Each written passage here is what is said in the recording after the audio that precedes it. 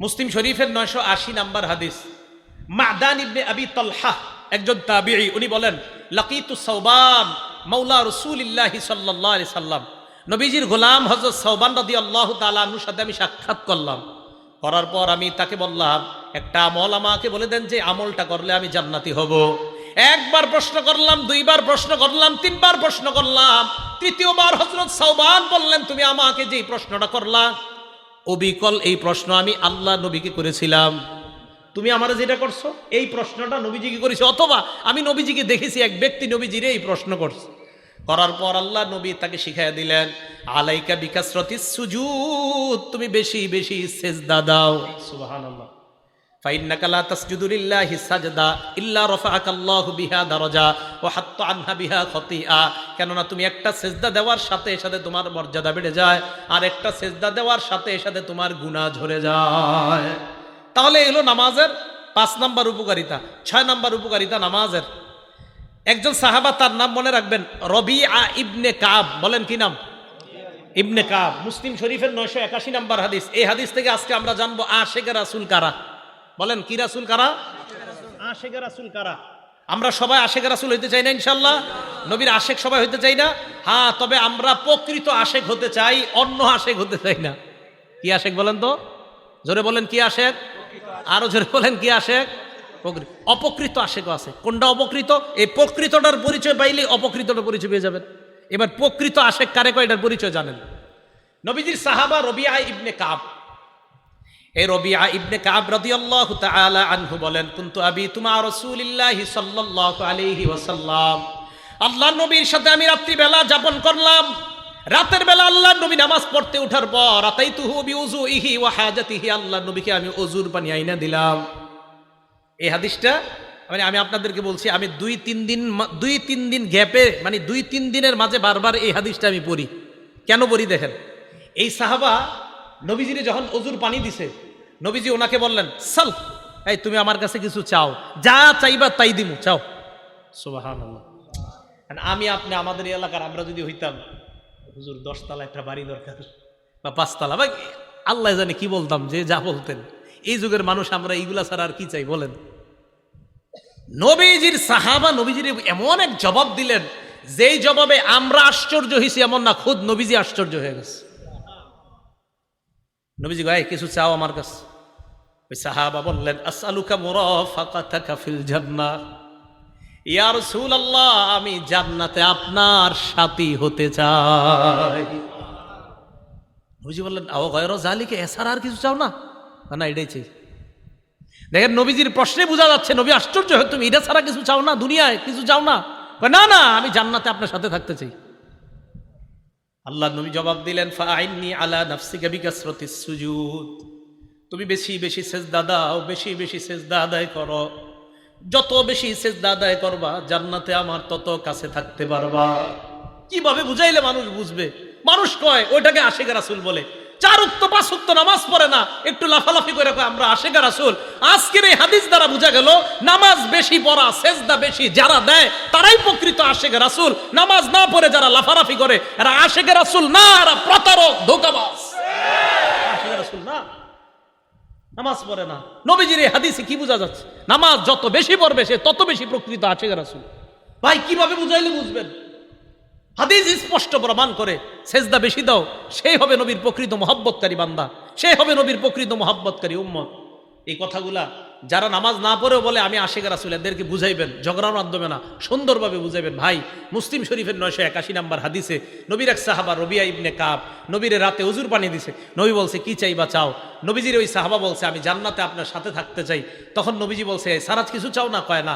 তখন নবী বলছে, বেশি বেশি সিজদা দাও, বেশি বেশি নামাজ পড়ো, তাহলে জান্নাতে তত বেশি আমার কাছে থাকবা। ভাইও, নবীর কাছাকাছি হতে হলে নামাজের বিকল্প নাই। মনে থাকবে তো ইনশাআল্লাহ? আল্লাহ আমাদেরকে এই কথাগুলা সব সময় মনে রাখার তৌফিক দান করেন। বুখারী শরীফের 662 নাম্বার হাদিস। হাদিসটা মন দিয়ে শোনেন। সকাল সন্ধ্যায় যারা হাইটা হাইটা মসজিদে যান না আপনারা?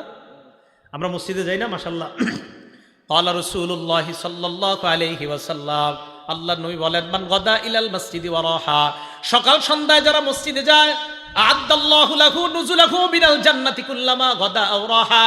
যতবার ওই লোকটা সকাল সন্ধ্যায় মসজিদে যায় ততবার জান্নাতের মধ্যে তার জন্য আল্লাহ মেহমানদারি প্রস্তুত করে নেয়। পেট রেডি করেন খাওয়ার জন্য ইনশাআল্লাহ। জান্নাতে যারা নামাজি, আমরা আমাদের এই সকল এই জায়গায় যারা বসে আছি ইনশাআল্লাহ আমরা নামাজিও হয়ে যাব, জান্নাতে সবাই একসাথে দেখা করবো ইনশাআল্লাহ। কি বলেন? আমরা যদি সবাই এই জায়গায় যারা আছি জান্নাতে দেখা হয়, মজা হবে না? আপনি আমারে বলবেন হুজুর মনে আসেনি, আপনি ব্রাহ্মণবাড়ি অমুক জায়গায় গেছিলেন, তো আমিও বলবো হ্যাঁ মনে আছে। তো বলেন তো জান্নাতে এই আলোচনাগুলো হইলে অনেক মজা লাগবে না? আল্লাহ আমাদের সকলের এই চিত্রটা এই মুহূর্তে জান্নাতীদের লিস্টে লিপিবদ্ধ করে দেন। তাহলে সকাল সন্ধ্যায় মসজিদে যাবেন, প্রত্যেকবার আপনার জন্য জান্নাতে খাবার প্রস্তুত করা হয়ে যাচ্ছে। তাহলে রমজান পরবর্তী কয়টা কাজ মনে আসেনি? ভুলে গেছে 8টা, এর মধ্যে চতুর্থটা চলতেছে নামাজ পড়া। কি পড়া?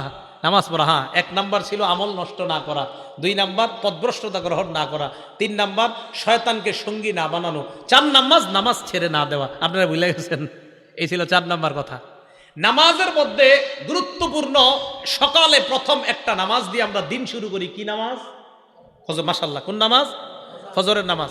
একটা হাদিস বলবো, বলার পর আপনারা সিদ্ধান্ত নেবেন যে এটা এখন থেকে পড়বেন কিনা। পড়েন তো সবাই ইনশাআল্লাহ, যে হোক যে এখনো যারা না পড়েন প্রতিদিন পড়বেন ইনশাআল্লাহ। ক্বালা রাসূলুল্লাহ সাল্লাল্লাহু আলাইহি ওয়াসাল্লাম, আল্লাহ নবী বলেন, মান সাল্লা সুবহা ফাহুয়া ফি জিম্মাতিল্লাহ। কোন ব্যক্তি যদি ফজরের নামাজ পড়ে ওই ব্যক্তি আল্লাহর জিম্মায় চলে যায়। ফালা ইউতবিআন্নাকুমুল্লাহু ফি জিম্মাতিহি বিশাইইন, আল্লাহ যেন তার জিম্মার ব্যাপারে তোমাদেরকে প্রশ্ন না করে।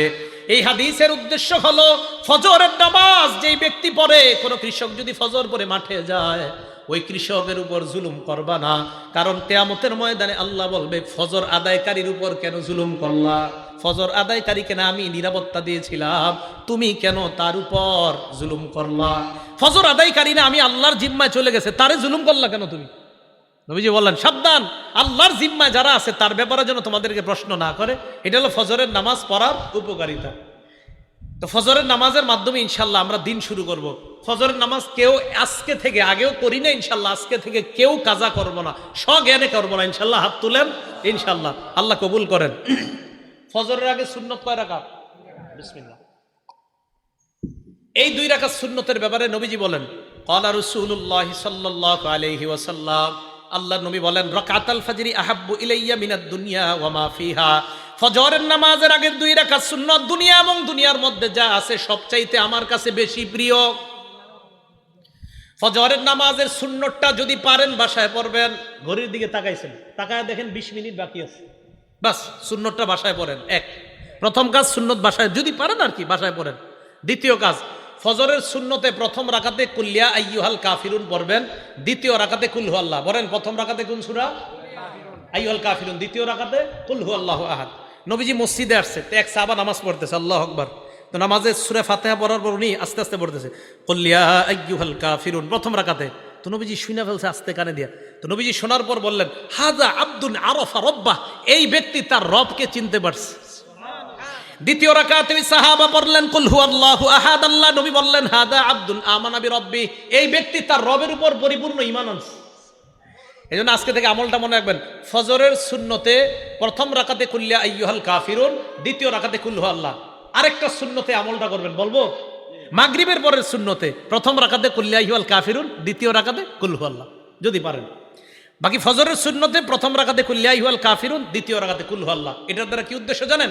কুল্লিয়া আইয়ুহাল কাফিরুনের মাধ্যমে প্রথম রাকাতে আপনি বুঝাইতেছেন আমি যত শিরিক সব বর্জন করলাম। দ্বিতীয় রাকাতে কুল হু আল্লাহ পড়ার মাধ্যমে বলতেছেন আমি আল্লাহর একত্ববাদ স্বীকার করে আমার দিন শুরু করলাম। আরেকটা আমল যদি পারেন, যদি সম্ভব হয়, এটা ওলামারা পারবে, আপনারা যদি পারেন আর কি, কোরআন শরীফ মুখস্থ সাধারণদের মধ্যে মুখস্থ করার একটা আয়াত মুখস্থ করতে পারবেন না ইনশাল্লাহ? সূরা বাকারার 136 নম্বর আয়াত ফজরের প্রথম রাকাতে মাঝে মাঝে, সূরা বাকারার 136 নম্বর আয়াত, আল্লাহ বলেন কুলু আমান্না বিল্লাহি ওয়া মা উনজিলা ইলাইনা ওয়া মা উনজিলা ইলা ইব্রাহিমা ওয়া ইসমাঈলা ওয়া ইসহাকা ওয়া ইয়াকুবা ওয়াল আসবাতি ওয়া মা উতিয়া মূসা ওয়া ঈসা ওয়া মা উতিয়ান নাবিয়্যুনা মির রাব্বিহিম লা নুফাররিকু বাইনা আহাদিম মিনহুম ওয়া নাহনু লাহু মুসলিমুন। এটা এক রাকাতে, ফজরের প্রথম রাকাতে। ফজরের নামাজের দ্বিতীয় রাকাতে পড়বেন সূরা আলী ইমরানের 64 নম্বর আয়াত। ওই আয়াতে আল্লাহ পাক রব্বুল আলামিন বলেন কুল ইয়া আহলাল কিতাবি তাআলু ইলা কালিমাতিন সাওয়াইন বাইনানা ওয়া বাইনাকুম আল্লা না'বুদা ইল্লাল্লাহ ওয়া লা নুশরিকা বিহি শাইআ ওয়া লা ইয়াত্তাখিযা বা'দুনা বা'দান আরবাবাম মিন দুনিল্লাহ ফাইন তাওয়াল্লাউ ফাকুলু আশহাদু বিআন্না মুসলিমুন। ফজরের প্রথম রাকাতে কুল ইয়া আইয়ুহাল কাফিরুন, দ্বিতীয় রাকাতে কুল হুয়াল্লাহ। যদি পারেন মাঝে মাঝে প্রথম রাকাতে সূরা বাকারার 136 নম্বর আয়াত, দ্বিতীয় রাকাতে সূরা আলী ইমরানের 64 নম্বর আয়াত। তাহলে এবার আসেন, প্রথম গেল ফজরের সুন্নত, বেশি সময় থাকলে ঘরে পড়ে নেবেন। দ্বিতীয় নম্বরে গেল প্রথম রাকাতে কুল ইয়া আইয়ুহাল কাফিরুন, দ্বিতীয় রাকাতে কুল হুয়াল্লাহ। যদি পারেন মাঝে মাঝে প্রথম রাকাতে সূরা বাকারার 136 নম্বর আয়াত, দ্বিতীয় রাকাতে 64 নম্বর, মুসলিম শরীফের হাদিসে আছে আলী ইমরানের 64 নম্বর আয়াত।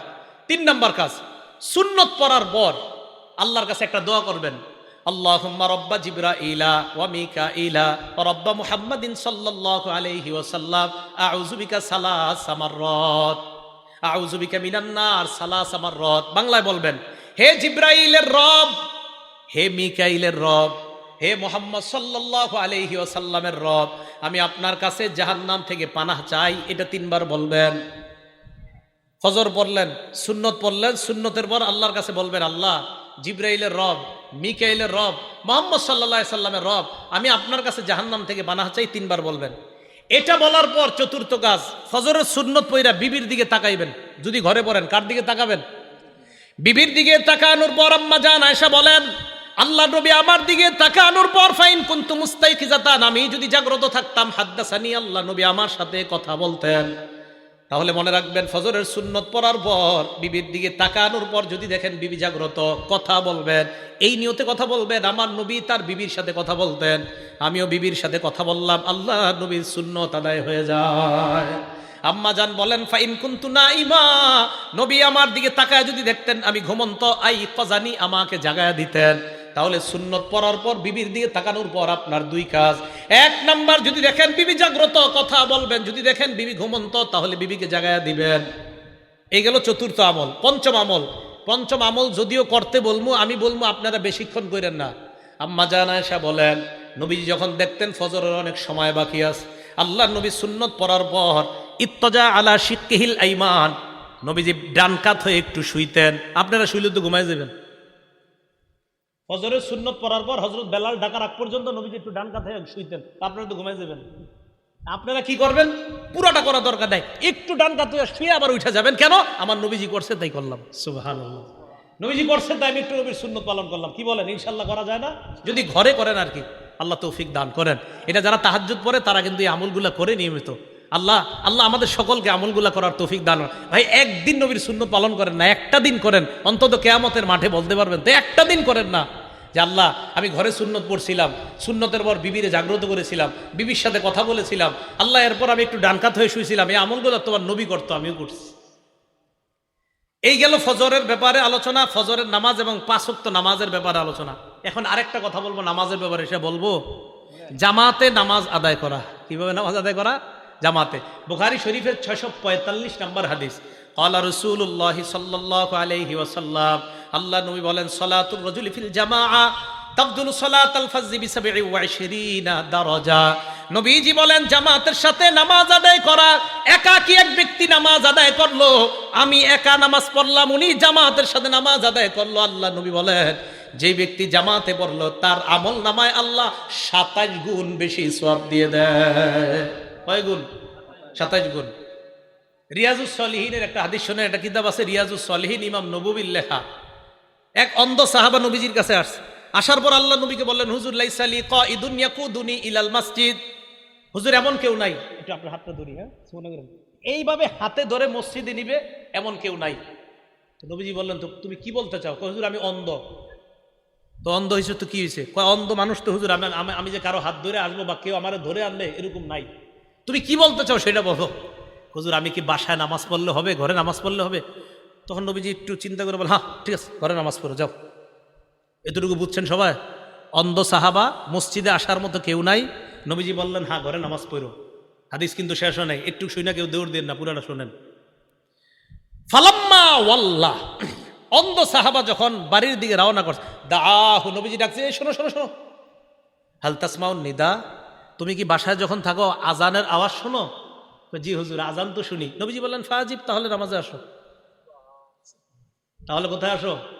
এখানে আপনারা যে কয়জন অন্ধ আছেন, তাহলে কি বোঝা যায়? অন্ধ সাহাবাকে প্রথমে বললেন বাসায় নামাজ পড়ো, আজান শুনুনি? কয় জি হুজুর শুনি, মসজিদে আসো। এখন তো মাশাল্লাহ মাইকের আওয়াজ মুখের চেয়ে আরো কম যায় না বেশি যায়? তো কি পরিমাণ নামাজে আসা উচিত। ভাই জামাত মিস করেন না, পুরুষরা জামাত মিস করেন না, জামাতে আইসেন। আল্লাহ আমি সহ আমাদের সকলকে জামাতের প্রতি গুরুত্ব দিয়ে যেন আমরা সালাতগুলো আদায় করতে পারি, আল্লাহ তৌফিক দান করেন। রমজান পরবর্তী কয় কাজ? এই 4 নাম্বার নামাজ পড়া, নামাজ ছেড়ে না দেওয়া। 5 নাম্বার নিয়মিত কোরআন তেলাওয়াত করা। রমজানে মানুষ রমজানের বাহিরে কোরআন না পড়লেও রমজানে একটু হইলে কোরআনটা খুলতে চায়, একটু খুলে কোরআনের প্রতি আগ্রহ থাকে। ওলামায়ে কেরামের জন্য তো উচিত 10 দিনে 1 খতম পড়া। কয় দিনে? আলেমদের 10 দিনে 1 খতম পড়া দরকার। সাধারণ পাবলিকের জন্য দরকার 40 দিনে অন্তত 1 খতম পড়া। কয় দিনে? আপনাদের কৃতি সন্তান মুফতি ফজলুল হক আমিনী রহমতুল্লাহ আলাই মরার আগেও 7 দিনে 1 খতম কোরআন শরীফ পড়তো। না বুঝাইতে পারি নাই, উনি তো আমগো সন্তান না, আপনাদের এলাকার সন্তান, এই পাশের সরাইলের। 7 দিনে 1 খতম কোরআন শরীফ। অবাক, হাউ ইজ ইট পসিবল? কিভাবে সম্ভব? এত একজন ব্যস্ত মানুষ মরণের আগেও ওই 69 বছর বয়সও 7 দিনে 1 খতম কোরআন শরীফ। মাওয়াইজে মুজাহিদি মিল্লাতের মধ্যে উনি লেখছেন, আমি যখন জেলখানায় ছিলাম 4.5 মাসে প্রতিদিন 1 খতম কোরআন পড়ছি। এ আপনাদের এলাকার আল্লামা আমিনী সাহেব, হুজুরের ছাত্র, আমি বেশি দিন আসলে পাই নাই, ভাগ্য খারাপ। হুজুরে যারা কাছ থেকে দেখছে ওনারা বুঝতে পারছে কি মানুষ, কি আজীব মানুষ ছিলেন। হুজুরে সবাই মনে করি কি উনি মনে খুব রাগী মানুষ, কাছে বদলে বোঝা যেত যে আসলে হুজুর কত মাটির মানুষ ছিলেন। ওলামায়ে কেরাম বলতে পারে আসলে তো হুজুর রাগ হইতেন না, রাগের অভিনয় করতেন ইসলামের খাতিরে, ইসলামের জন্য অভিনয় করতেন, রাগের করতে হতো এটা। হ্যাঁ, আমরা আলেম সমাজের মধ্যে একটু রাগী হিসেবে পরিচয়, ওমর ফারুকের মতো বাবার। আসলে ওমর ফারুক বলেন, মুফতি আমিনী রহমতুল্লাহ আলাই তাদেরকে বলেন, আসলে তারা তো রাগী না, বরং ইসলামের খাতিরে রাগ হওয়াটা এটা রাগ না, এটা ইসলামের জন্য। কি কথা ঠিক আছে তো? 5 নাম্বার কোরআন তেলাওয়াত করা, নিয়মিত কোরআন শরীফ পড়া, নিয়মিত কোরআন তেলাওয়াত করা। কোরআন তেলাওয়াত অবশ্যই আমরা নিয়মিত করব। সূরা ফুরকানের 30 নাম্বার আয়াতে আল্লাহ বলেন, কিয়ামতের ময়দানে নবীজি সাল্লাল্লাহু আলাইহি সাল্লাম আল্লাহর কাছে অভিযোগ করে বলবে, ওয়াকালার রাসূলু ইয়া রাব্বি ইন্না কওমি ইত্তাখাযু হাযাল কুরআনা মাহজুরা। আল্লাহর কাছে বলবে, আল্লাহ আমার সম্প্রদায় এই কোরআনকে পরিত্যাজ্য হিসাবে গ্রহণ করেছে। বলি নাউযুবিল্লাহ। তিরমিজি শরীফের 2926 নাম্বার হাদিস, নবীজি বলেন, মান শাগালাহুল কোরআন ওয়া যিকরি আন মাসআলাতি। কোন ব্যক্তি কোরআন পড়ার কারণে এবং জিকির করার কারণে আমার কাছে যদি দোয়া করার সময় না পায়, আমি আল্লাহ আতাইতুহু আফযালা মা উতিস সাইলিন। আমরা দুইজন, আমি দোয়া করি আর উনি কোরআন পড়ে, আমি দোয়া করি আর উনি জিকির করে। নবীজি সাল্লাল্লাহু আলাইহি সাল্লাম আল্লাহর থেকে হাদিসে কুদসি বলেন যে আল্লাহ বলেন যে কোরআন পড়ে আর জিকির করে আর যে আমার কাছে চায়, ওই চেয়ে সে যা পাবে কোরআন আর জিকির পড়নেওয়ালাকে আমি এর চাইতে বেশি দান করব। তাহলে প্রতিদিন কোরআন পড়ব। সাধারণ যারা আছেন ওলামারা তো পড়েই, সারাক্ষণ কোরআন পড়ায়। সাধারণ পাবলিকরা আপনারা ওয়াদা করেন ডেলি 1 বিশ্বাস করেন। যদি বলেন হুজুর আমি তো কোরআনের সব জায়গা পারি না, কুল হু আল্লাহ সূরাটা তো পারেন, এটা প্রতিদিন একটু দেখা পড়েন। আলহামদুলিল্লাহ সূরাটা তো পারেন, খোলেন, খুইলা এটাই দেখা পড়েন। কেন দেখা পড়বেন? এই কোরআনের সাথে আপনার একটা মহব্বত তৈরি হয়ে যেতেছে। পড়বেন তো ইনশাল্লাহ। তা আপনাদেরকে আমি বলি, আপনারা ডেলি এইভাবে একটু খুইলা পড়েন। সত্যি কথা, 1 মাস পড়েন, 40 দিন পড়েন, 41-42 দিন পড়েন, হঠাৎ একদিন ছাইরা দেন, খুইলা পড়েন নাই, কষ্ট লাগবে। ইন্নালিল্লাহ, আজকে কোরআনটা খুললাম না কেন, মায়া লাগবে, দেখা চোখের পানি চলে আসবে যে আমি কোরআন খুললাম না কেন, হ্যাঁ আমি কি জানি একটা মিস করে ফেলছি। ঠিক নামাজ যারা পড়েন না, নামাজ ধরেন 1 মাস 2 মাস নামাজ পড়েন, ঠিক হঠাৎ একদিন যখন নামাজ ছুটে যাবে আপনি পেরেশান হয়ে যাবেন, ইন্নালিল্লাহ আমার নামাজ ছুটে যাইতেছে কেন। বোঝা গেল কি? নামাজ না পড়তে নামাজ পড়তে মন চায় না, নামাজ পড়তে পড়তে নামাজ ছাড়তে মন চায় না। আল্লাহ আমাদের সকলকে প্রতিনিয়ত আমল করার তৌফিক দান করেন। তাই 5 নাম্বার কাজ নিয়মিত কোরআন পড়া। 6 নাম্বার আল্লাহর জিকির করা। বলেন কি করা? লা ইলাহা ইল্লাল্লাহ, সুবহানাল্লাহ, আলহামদুলিল্লাহ, আল্লাহু আকবার, এই জিকির করা। মুসলিম শরীফের বর্ণনা 1239 নাম্বার হাদিসে আল্লাহ নবী বলেন, মান সাব্বাহাল্লাহ ফি দুবুরি কুল্লি সালাতিন সালাসাহু ওয়া সালাসিনা ওয়া হামিদাল্লাহ সালাসাম ওয়া সালাসিনা।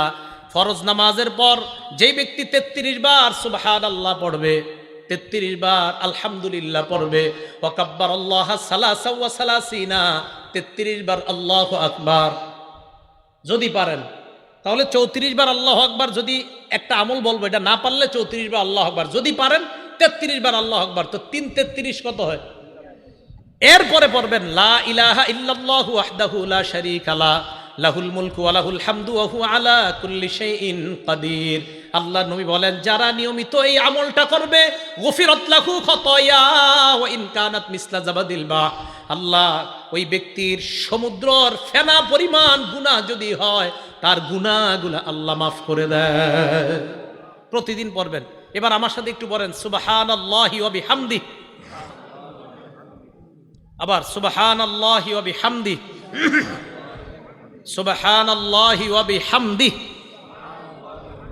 এতটুকুই। বুখারী শরীফের 6408 নম্বর হাদিসের বর্ণনা, মান ক্বালা সুবহানাল্লাহি ওয়া বিহামদিহি ফিল ইয়াউমি মিআতা মাররা। আমি যেটা বললাম এখন আপনি ঘুমাইবেন, ঘুমানোর সময় পড়েন সুবহানাল্লাহি ওয়া বিহামদিহি, সুবহানাল্লাহি ওয়া বিহামদিহি। নবীজি বলেন, যেই ব্যক্তি নিয়মিত 100 বার এই সুবহানাল্লাহি ওয়া বিহামদিহি পড়বে, হুত্তাত খাতায়াহু ওয়া ইন কানাত মিসলা জাবাদিল বাহরি, সমুদ্রের ফেনা পরিমাণ গুনাহ হলেও আল্লাহ মাফ করে দিবেন। বলেন তো একটু সুবহানাল্লাহি, বাস একটু সুবহানাল্লাহি ওয়া বিহামদিহি, সুবহানাল্লাহি ওয়া বিহামদিহি, সুবহানাল্লাহি ওয়া বিহামদিহি। কয়বার? 100 বার। কষ্ট না সহজ? তো পড়বেন, শুয়ে শুয়ে আছেন, পড়তে থাকেন। যাদের ঘুম না আসে এগুলো পড়তে থাকেন, দেখবেন ঘুমাইসা যাবে ইনশাআল্লাহ। আল্লাহ আমল করার তৌফিক দান করেন। বুখারী শরীফের 6407 নম্বর হাদিসের বর্ণনা, নবীজি সাল্লাল্লাহু আলাইহি সাল্লাম বলেন, আমাদের দুইজনের দিকে তাকান, মাসালুল্লাযী ইয়াসকুরু রাব্বা ওয়াল্লাযী লা ইয়াসকুরু রাব্বা মাসালুল হাইয়্যি ওয়াল মাইয়্যিত। আমরা দুইজন এক রুমে থাকি, উনি আল্লাহর জিকির করে, আমি করি না। নবীজি বলেন, উনি হলেন জিন্দা ব্যক্তির মতো, তুমি হলো মরা ব্যক্তির মতো। হ্যাঁ, নাউযুবিল্লাহি মিন যালিক। আল্লাহ আমাদেরকে হেফাজত করেন, আল্লাহ আমাদেরকে হেফাজত করেন। তাহলে জিকির করবো তো ইনশাআল্লাহ। জিকির করা এটা হলো 6 নাম্বার কাজ, এটা মনে রাখবো আমরা। তাহলে 5 নাম্বার কোরআন তেলাওয়াত করা, 6 নাম্বার আল্লাহর কি করা? আল্লাহর জিকির করা। 7 নাম্বার ভালো মানুষের সাথে ওঠা বসা করা। সূরা তাওবার 119 নাম্বার আয়াতে আল্লাহ বলেন, ইয়া আইয়ুহাল্লাযীনা আমানুত্তাকুল্লাহা ওয়া কুনু মা'আস সাদিকিন। হে ঈমানদারগণ, তোমরা আল্লাহকে ভয় করো, সত্যবাদীদের সাথে উঠা বসা করো। আলেমদের সাথে উঠা বসা করেন, মসজিদের ইমাম খতিবদের সাথে উঠা বসা করেন, আল্লাহওয়ালাদের সাথে উঠা বসা করেন। এটা হলো 7 নাম্বার। 8 নাম্বার কাজ, শাওয়াল মাসে 6টা রোজা রাখবেন। শাওয়াল মাসে কয়টা রোজা? শাওয়াল মাসে 6টা রোজা রাখবেন। ক্বালা রাসূলুল্লাহ সাল্লাল্লাহু আলাইহি ওয়াসাল্লাম, আল্লাহর নবী বলেন, মান সামা রমাদান, যেই ব্যক্তি রমজানের রোজা রাখে, সুম্মা আতবাহু সিত্তাম মিন শাওয়াল, এরপর শাওয়ালের 6টা রোজা রাখে, কানাকা সিয়ামিদ দাহরি কুল্লি, 1 বছর রোজা রাখার সওয়াব পেয়ে যায়। শাওয়াল মাসে 6টা রোজা রাখা। মা বোনদের যাদের কাজা রোজা আছে, কারো 3টা, কারো 7টা, কারো 10টা, তারা কাজা রোজা আলাদা রাখবে, শাওয়ালের 6 রোজা আলাদা রাখবে।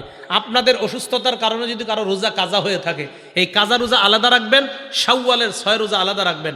একটা আরেকটার সাথে মিলিয়ে রাখা যাবে না। কিন্তু শাওয়ালের 6 রোজা যদি পারেন টানা 6 দিন রাখবেন, না পারলে মাসের মধ্যে যেই কোনো 6 দিন রাখবেন। শাওয়াল মাসের মধ্যে যে কোনো 6 দিন রাখবেন, ইনশাআল্লাহ আদায় হয়ে যাবে। আর সারা বছর যদি পারেন, সোমবার আর বৃহস্পতিবার আপনারা রোজা রাখার চেষ্টা করবেন।